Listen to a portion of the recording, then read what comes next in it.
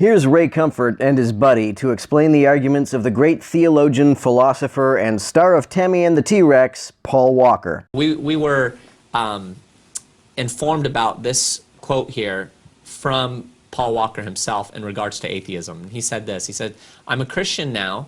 The things that drove me crazy growing up was how everyone works at fault finding with different religions. The people I don't understand are atheists.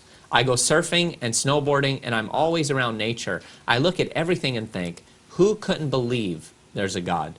Is all this a mistake? It just blows me away." Why would it be a mistake if there were no God?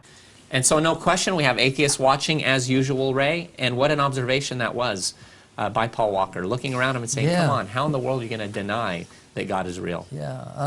How does this follow at all? Stuff exists, therefore something must have made that stuff? How does that follow? If being impressed by nature makes you believe something created nature, then why doesn't being impressed by God make you believe that something created a God? You know, I love atheists. You know, I've taken them out for meals, I befriend them, we get on really good. And I say this in tremendous love and humility. Atheism is stupid. It's the dumbest, craziest. It's intellectual suicide.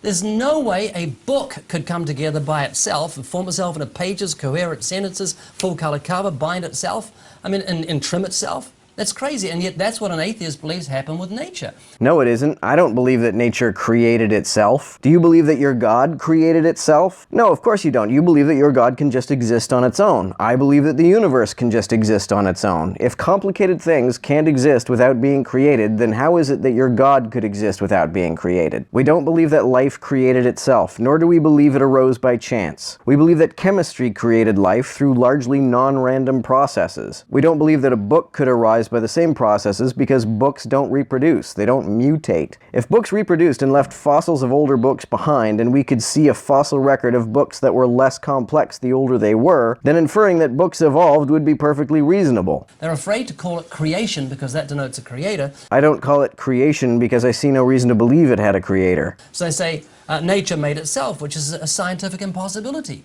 For nature to make itself, it had to be pre-existent to make itself before it made itself, which is scientifically ludicrous. So no, we don't say that nature made itself any more than you say that your God made himself. The atheism defaults into the position that nothing created everything, and nothing upsets them like me saying that. Right. That doesn't upset me. In a sense, that's exactly right. It's true that nothing created everything because everything was not created. Just as you believe your God was not created, I believe that everything was not created. That's something that upsets them when I say, you believe nothing. They say, no, I don't.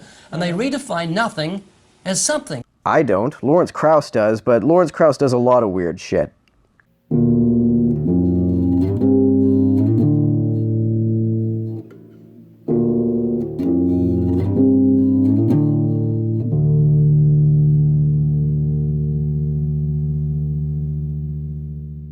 To everyone who helps me out on Patreon, you're a big help. Thanks so much.